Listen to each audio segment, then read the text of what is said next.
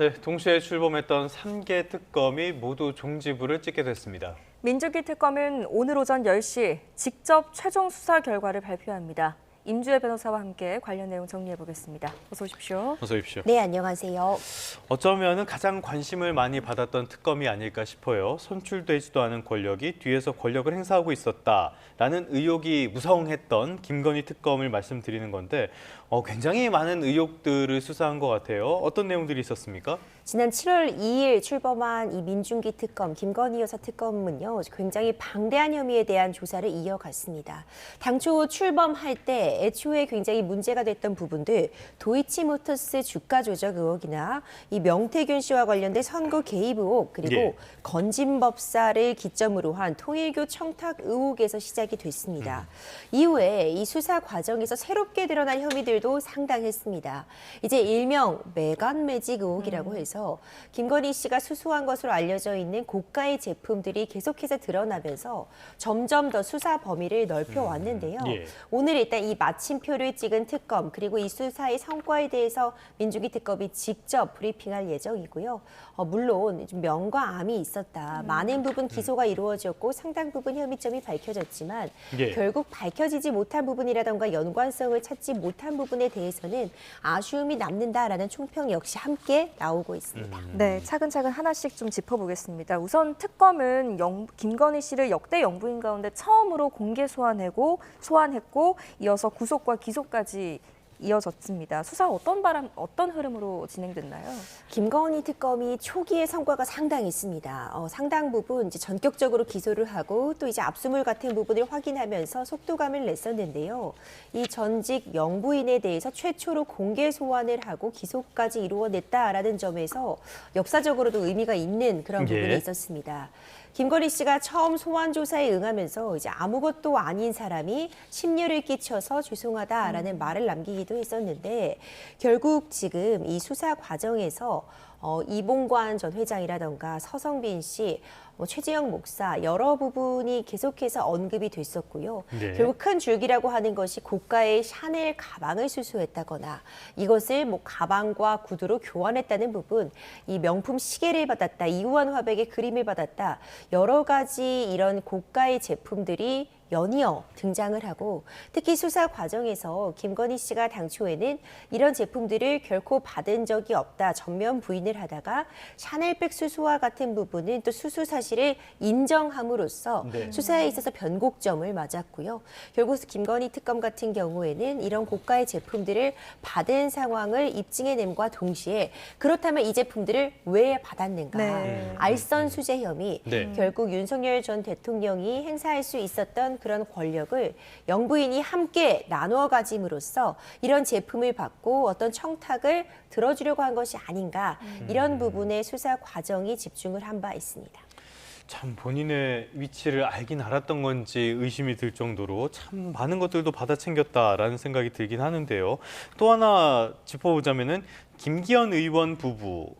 김 여사에게 267만 원짜리 로저 비비의 클러치백을 제공했다라는 혐의를 받고 있는데요. 김기현 의원 부부가 이거를 김건희 씨에게 왜 준 겁니까? 그렇죠. 그 부분도 수사 쟁점이었습니다. 일단 청탁금지법에 따라서 김기현 의원 부부 모두 불구속 상태에서 기소가 되는 것으로 좀 정리가 되고 있는 그런 상황인데요. 이 로저 비비의 가방 역시도 청탁금지법에서 금지되는 물품, 그러니까 100만 원을 초과하는 물품 같은 경우에는 대가성이 있는지 이것을 왜 주었는지 왜 받았는지 여부와 관계없이 처벌하도록 하고 있는 규정이 있습니다. 일단 이 가방 같은 경우에는 당시에 김기현 의원이 어떤 이 당대표에 출마하고 있는 그런 상황들 이런 부분들을 고려했을 때 그 대가성을 띠고 있는 것이 아니냐라는 그런 의심을 받고 있는 상황이었는데요. 일단 특검 측에서는 대가성 여부와 상관없이 이런 고가의 제품을 주고받은 것 자체가 문제다라는 점을 근거로 해서 청탁금지법 위반을 문제 삼고 있고요. 김기현 의원의 부인이 이 제품을 구입하였지만 결국 그 자금의 출처는 김기현 의원이었고 이것을 전달한 주체, 누가 김건희 여사에게 전달했는가 부분과 관련해서도 김기현 의원이 직접 이것을 순방을 마치고 돌아온 윤석열 전 대통령 부부에게 전달한 것이 아닌가라는 의심을 받고 있는 상황이기 때문에 일단 청탁금지법 공직선거법 위반 혐의로 기소가 된 상황입니다. 네. 당시에 보면은 김기현 의원은 유력 후보는 아니었는데 윤 전 대통령 그리고 친윤의 노골적인 지원 속에서 승리를 했으니까요. 이런 쪽과의 연관성도 들여다보고 있는 것 같습니다. 특검은 김건희 씨를 대통령의 배우자로만 본 게 아니라 국정 운영에 직간접적으로 관여했다라고 봤어요. 이 근거는 어떤 겁니까?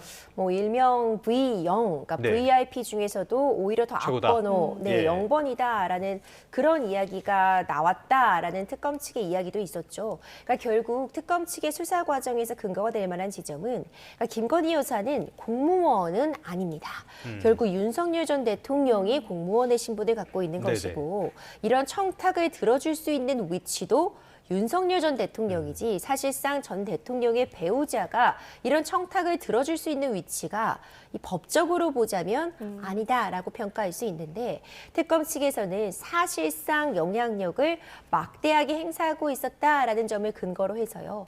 여러 가지 특혜를 줄 수 있는 위치였기 때문에 이런 고가의 제품들을 수수할 수 있었으며 실제로 이런 청탁들이 들어진 바도 있었다라는 취지로 지금 주장을 하고 있습니다. 예. 특히 통일교와 관련해서 이런 금품들을 받은 부분은 결국 통일교가 제시했던 그런 청탁들, 여러 가지 그런 제안들을 실제로 들어줄 수 있는 위치에 있었기 때문에 이런 금품도 제공되었을 것이다라는 것이 특검 측의 주장이고요. 과연 오늘 이런 부분들에 대해서 어떻게 특검 측이 최종적으로 정리를 할 것인가, 이 영부인이라는 위치를 사적으로 활용했다는 측면을 오늘 특검에서 다시 한번 정리하고 정의하는 시간을 가질 것 같은데 예. 그 부분도 오늘 브리핑에 있어서 관전 포인트가 되리라고 봅니다. 네, 알겠습니다. 자, 이 지점에서 또 기존의 검찰 수사와 특검 수사의 그 차이도 부각이 되고 있는데요. 검찰이 무혐의로 결론냈던 사건들, 예를 들자면 도이치모터스 주가 조작 사건, 그리고 디올백 수수 사건, 이런 것들은 특검은 기소를 했잖아요. 어떤 차이가 있었다고 보십니까? 그렇죠. 이 부분도 도이치모터스 주가 조작이나 디올백 수수가 이전에는 죄가 아니었다가 특검 예. 측은 전격적으로 기소를 했던 사안이기 때문에 관심을 받게 됩니다. 이 도이치모터스 주가 조작 의혹 같은 경우에는요. 일단 관련자들은 대법원에서까지 모두 처벌이 된 상황이었습니다. 네. 다만 쟁점은 김건희 여사의 계좌 역시도 도이치모터스 주가 조작 의혹에 가담된 계좌로 여러 차례 언급이 되었는데 김건희 여사가 이 사실을 알았는가? 그러니까 도이치모터스 주가 조작이 있는 사안이라는 걸 본인도 알고 이 계좌를 빌려준 것이냐, 투자를 예. 한 것이냐가 쟁점이었습니다. 당초에는 김건희 씨는 관여한 바가 없다. 그래서 무혐의 처분이 내려졌지만 특검 측이 추사로 수사하는 과정에서 김건희 씨가 이 증권회사 직원과 통화한 내용, 그 통화 녹취가 추가로 확인이 되면서 사건이 전환점을 맞았습니다. 그 통화 녹취록에 따르면 김건희 씨도 이 주가 조작과 관련된 부분을 충분히 인지할 수 있었다는 상황. 예, 예. 이와 맞물려서 굉장히 높은 수수료를 계좌를 빌려줌으로써 이 상대방에게 전달했다는 부분 자체가 이 높은 수수료를 준다는 것이 이것이 어떤 주가 조작과 가담되었다는 부분을 인지하고 있었기 때문에 가능했던 것이다 라는 부분들이 더해지면서 이 사전에 인지했다라는 부분에 힘을 실으면서 기소까지 이루어지게 됐고요. 예. 디올백 수수 같은 경우에도 당초에는 청탁금지법상 이 공직자의 배우자에 대해서 처벌하는 규정이 청탁금지법엔 없었고 네. 그리고 이 뇌물과 관련해서도 이것이 어떤 대가성을 띠고 있다고 보기는 어렵다라는 측면에서 무혐의 처분이 내려졌다가 특검 측은 다른 이제 제품들과 함께 이 역시도 충분히 문제될 수 있다는 판단을 하면서 기소로까지 이어졌던 이전의 수사와는 다른 결론을 내렸던 부분으로 또 주목할 만한 지점입니다. 알겠습니다. 이 부분은 기소 이후에 어떤 판결이 나올지도 주목해서 볼 필요가 있어 보이고요. 삼부토건 주가 조작이나 양평고속도로 개발 특혜 의혹, 또 김예성 씨의 집사 게이트, 이런 부분에 있어서는 김 여사랑 연관성은 아직까지 규명되진 않은 거죠. 그렇죠. 이런 부분도 특검 측에서 이제 조사를 하다가 인지된 새로운 사건으로서 예, 예. 다시 조사가 시작됐던 굉장히 중요한 굵직굵직한 사건들이었는데요. 김건희 씨와의 연관점을 찾지는 못했습니다. 일명 이제 집사 게이트라고 불렸던 김혜성 씨 관련된 부분도 대표적이라고 평가가 되는데 예. 이 김혜성 씨 같은 경우에는 당초 김건희 여사와의 친분 관계를 이용해서 대기업으로부터 대규모 180억 원 규모의 투자를 받았다라는 것이 알려지면서 굉장히 화제가 됐습니다. 예. 도피 생활을 이어가다가 결국 이제 구속이 된 상황이었는데 이런 막대한 투자금을 유치하고 본인이 개인적으로 횡령한 부분에 대해서는 기소가 이루어졌고 이에 대해서 8년이라는 구형까지 내려져서 지금 1심 판단을 기다리고 있는 상황인데요. 네. 다만 이 사안과 김건희 여사의 어떤 연관점, 김건희 여사가 실제로 이런 투자금을 유치하는데 영향력을 끼쳤는지의 부분은 입증이 되지 못했습니다. 네네. 이 부분은 기소 관련한 부분에서 제외가 되었고 이 양평 고속도로 개발 특혜 의혹과 관련해서도 김건희 여사가 개입하였는지 여부에 대해서는 확인이 되지 못하였고 이 삼부토건 주가 조작 의혹도 마찬가지입니다. 이런 부분은 특검 측에서 당초 이 초기에는 굉장히 속도감 있게 그리고 입증을 자신했던 부분이었는데 결과적으로 이 결과표만 놓고 보자면 김건희 여사가 개입했다는 그렇네요. 정황은 예. 확인되지 못했다는 점에서 아쉬움이 남는다는 총평 역시 나오고 있습니다. 네, 어쩌면 김건희 특검의 뼈아픈 한계점이라고도 할 수 있겠는데요. 그럼에도 불구하고 이번 특검은 대규모 기소라는 평가를 결과를 남겼습니다. 김건희 특검은 180일간의 수사 끝에 모두 66명을 기소하는 결과를 냈는데 이게 숫자가 어떤 의미를 갖습니까? 상당하죠. 네. 김건희 특검은 사실상 김건희 여사 본인에 대한 수사에서 시작을 했는데 너무나도 많은 인원들이 추가적으로 함께 문제가 됐습니다. 예. 구속 기소된 인물들만 해도 20여 명이고요. 불구속 상태에서 재판에 넘겨진 사람도 46명입니다. 결국 이 사건의 핵심이라고 볼 수 있는 김건희 씨에게 어떤 금품을 제공한 공여자들 역시도 모두 기소가 되었다. 관련해서 정말 전방위적인 수사가 이루어졌다라고 볼 수 있고 대표적인 인물을 꼽아보자면 이 건진법사로 불리는 전성배 씨가 예. 김건희 씨와 이런 다른 이 금품을 제공한 사람들을 연결한 다리 역할을 했기 때문에 기소가 되어서 지금 재판을 받고 있고요. 통일교 전 간부 윤 전 본부장 역시도 지금 이 김건희 사태에서 시작이 되어서 지금 구속 상태에서 지금 재판을 받고 있는 상황입니다. 결국 이번 사건 같은 경우에는 김건희 여사를 정점으로 해서 금품을 제공한 그 당사자들 모두 네. 함께 재판을 받고 있는 상황이고 재판 결과는 아직 나오지 않았기 때문에 네. 최종적으로 과연 내년에 있을 이제 줄줄이 재판이 결과가 1심이 선고가 될 텐데 어떤 형량이 내려질지 역시 여전히 관심을 받고 있습니다. 알겠습니다. 여기까지 말씀을 들어오면은 이 김건희 특검이 출범 이후에 상당한 성과를 달성하긴 달성했다라고도 볼 수가 있겠는데요. 앞서서 말씀해 주신 것처럼 명과 암이 있었으니까 이번에 암 쪽을 한번 보도록 하겠습니다. 편파, 강압 수사 논란이 있었는데요. 먼저 경비 양평군 공무원이 피의자 조사를 받은 뒤에 스스로 목숨을 끊는 불상사도 있었어요. 그렇죠. 이 부분은 참 뼈아픕니다. 이제 이런 부분은 강압 수사 논란에 불을 지폈던 부분이기도 하고요. 이 결국 이 양평 공흥지구 특혜 의혹과 관련해서 최종적으로 아직까지는 김건희 여사와의 어떤 뚜렷한 또 연관점은 찾지 못했기 때문에 이 부분이 너무 무리한 수사가 아니었느냐라는 비판은 충분히 가능해 보입니다. 물론 특검 측에서는 강압 수사는 없었다라는 점을 다시 한번 강조하고는 있지만 이 부분은 분명히 암으로 기록될 그런 측면이 아닌가 싶고요. 편파 수사 부분도 지금 이야기가 나오고 있습니다. 예. 특히 김건희 특검의 이제 막바지에 정말 화제가 되었던 측면, 이 통일교와 관련된 부분에서 네네네. 민주당 의사들에게도 이 통일교 측에서 금품을 제공한 정황을 이미 여름에 인지했음에도 불구하고 이를 제대로 수사를 하지 않고 만약 이것이 특검에서 수사할 부분이 아니라고 한다면은 이첩을 했었어야 되는데 그렇죠. 이 부분도 빠르게 이루어지지 못한 측면은 아쉬움으로 충분히 지적될 만한 것 같습니다.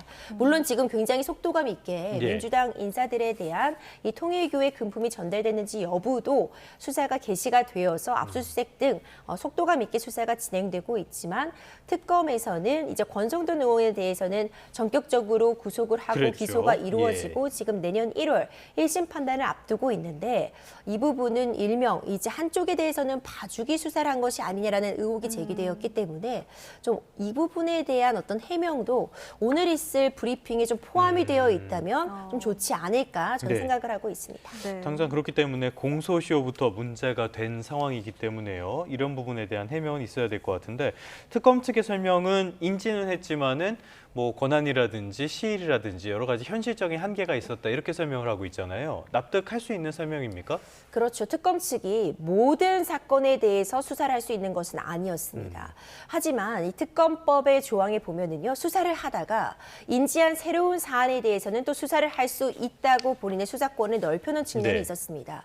이제 그런 부분들을 기초로 해서 뭐 삼부토건 주가 조작 의혹이나 이후에 뭐 이후한 화백 그림 같은 부분들 특검이 새롭게 인지하고 수사를 했던 측면도 있거든요. 이제 그런 부분들을 보자면 이 조항이 굉장히 포괄적이고 넓게 해석될 여지가 있다고 해도 이렇게 문제가 제기될 만한 의혹이 제기될 만한 부분이 있었다면 사전에 이런 부분들을 미리미리 잘 알리고 이첩을 논의했으면 좋지 않을까 하는 아쉬움이 남는 건 사실입니다. 예. 특히 앞서 언급해 주신 것처럼 정치자금법 위반 같은 경우에는 공소시효 문제가 있기 때문에 네. 이것이 빠르게 수사가 진행되지 못하면 수사 결과가 나와도 처벌하지 못할 그런 그렇죠. 위험성도 갖고 예. 있었기 때문에 이 부분은 이제 지적이 좀 적절한 것이 아닌가, 좀 뼈아픈 부분이 있다는 생각은 들고요. 네. 다만 수사가 현재 진행되고 있기 때문에 최종적인 결과를 좀 기다려볼 측면이 있습니다. 네. 자, 특검은 외부 비판뿐 아니라 내부적인 어려움도 겪었었는데요. 특검팀 내부 논란과 또 검찰 조직의 분위기는 어땠다고 평가하십니까? 그렇죠. 검찰이 사실 뒤숭숭하다라는 평가가 나올 수밖에 없었습니다. 뭐 수사권 조정부터 해서 계속해서 검찰이 연이어 좀 논란이 있는 상황이었는데 네. 뭐 검찰청 폐지와 맞물려서 또 특검은 또 특검 나름대로 수사를 하고 있고 이 과정에서 검찰 내부적으로도 상당 부분 내용이 진행됐던 것도 사실인 것 같습니다. 하지만 일단 진행된 이 특검이 출범한 이상 수사는 제대로 진행이 돼야 되는 측면이 있었고요. 어느 정도 소기의 성과가 있지 않았을까. 이 검찰 내부적으로도 이 특검 측의 성과에 대해서는 충분히 활동을 했다라는 부분도 있는 것 같고 다만 이제 미진한 부분에 대해서는 경찰 국수본으로 또 넘어가게 되고 예. 나머지 이제 검찰 조직에서는 공소 유지를 담당하게 되는데 수사도 중요하지만 재판에서 어떻게 공소를 유지해 나갈까도 굉장히 중요한 측면이 있습니다. 결국 수사에서 끝날 것이 아니라 그것이 법적으로 평가를 받는 건 재판에서 평가를 받는 것이기 때문에 네. 기소에서 끝나는 부분이 아니고요. 결국 이제 검찰 측에서는 어떻게 공소 유지를 잘 해나가고 재판을 잘 예. 이끌어갈지 그 그렇죠. 부분에 대한 고민이 남아있다라는 평가 가능해 보입니다. 알겠습니다. 항상 특검 수사가 마무리되면 그 부분이 관건이 되는 것 같습니다. 자, 하나 더 살펴보자면요. 그렇기 때문에 통일교 특검에 대한 이야기가 나오고 있고요. 거부하던 여당은 최근에 이거를 전격적으로 수용을 하기로 했습니다. 그런데 역시 수사 대상이라든지 특검 추천 방식을 두고는 전혀 접점이 찾지 않는 것 같아요. 지금 상황 어떻게 보고 계십니까? 그렇죠. 통일교가 지금 여야 할 것 없이 일명 정재계 인사들에게 금품을 제공한 것 아니냐라는 의혹이 불거지면서요. 특검 도입 필요성이 언급이 되었고 사실 여론을 인식하지 않을 수 없었던 것 같습니다. 네. 여론도 특검 도입이 필요하다라는 부분에 상당 부분 좀 의견이 모아지는 네. 그런 측면이 있어서 일단 여야가 특검 도입까지는 합의를 했습니다. 다만 어떤 인사를 특검으로 임명하고 수사를 담당할 것인지 네. 그 임명에 대한 부분과요. 어디까지 수사를 할 것인지는 전혀 그 접점을 찾지 못하고 있습니다. 네. 그런데 중요한 알맹이는 바로 그런 부분들이기 때문에 만약 수사 범위를 너무 넓힌다면 제한된 기간 동안 수사를 좀 내실 있게 끝내지 못할 위험이 있고 또 이 수사 범위를 너무 좁힌다면 제대로 된 수사가 이루어지지 못할 가능성이 있기 때문에 이 부분은 앞으로 좀 협의가 필요하지 않을까. 그리고 내실 있는 수사가 진행되기 위해서는 국민들의 의견에도 좀 귀를 기울이고 여러 전문가들의 의견을 좀 종합해서 어떤 모습으로 특검을 구성하고 이 수사 대상을 참을지를 좀 빠르게 정리할 필요가 있어 보입니다. 알겠습니다. 끝으로 이 부분 한번 살펴보도록 할까요? 어찌됐건 지금 영부인이 처벌을 받기 직전인 그런 상황이라고 할 수가 있는데 정권마다 영부인이라든지 대통령의 가족이라든지 이런 잡음들이 계속 반복이 되고 있습니다. 이런 것들을 뿌리뽑을 근본적인 대책은 없을까요? 이제 반복돼서는 안 되는 일입니다. 네. 정권이 교체될 때마다 계속해서 이 전직 대통령 부부와 관련된 이슈들 매번 언급이 되었는데 물론 이번 사안 같은 경우는 이제 구속 상태 재판을 받게 되는 또 여러 가지 혐의에 대해서 동시다발적으로 기소가 되는 초유의 사태라는 평가 가능합니다. 결국 이런 일이 반복되는 건 어떤 권력이라는 부분들이 집중되게 되면 예. 그에 따른 명과 암이 있기 아, 마련인데 네네. 계속해서 암 부분이 강조되고 있는 측면이 아닌가 생각이 되는데요. 일단 청탁금지법 같은 부분들이 도입된 그 배경을 생각해 보자면 의심이 될 만한 일, 누군가에게 있어서 이런 의혹이 제기될 만한 일 자체를 만들지 말자라는 것이 청탁금지법의 도입 취지였습니다. 이것이 단순히 사교적으로 의례적으로 건넬 수 있는 선물인지 여부, 아니면 이것이 어떤 대가성을 띠고 있는지 여부와 아예 관련 없이 일정 부분이 넘는 부분의 어떤 선물 자체도 받지 말자는 것이 청탁금지법의 도입 취지라고 생각을 한다면 예. 더 높은 자리에 있을수록 많은 권력을 행사하고 국민들에게 봉사하는 위치에 있을수록 이 의미를 다시 한번 새길 필요가 있어 보입니다. 네, 알겠습니다. 오늘 여기까지 듣겠습니다. 임주혜 변호사와 함께 관련 내용 짚어봤습니다. 잘 들었습니다. 고맙습니다.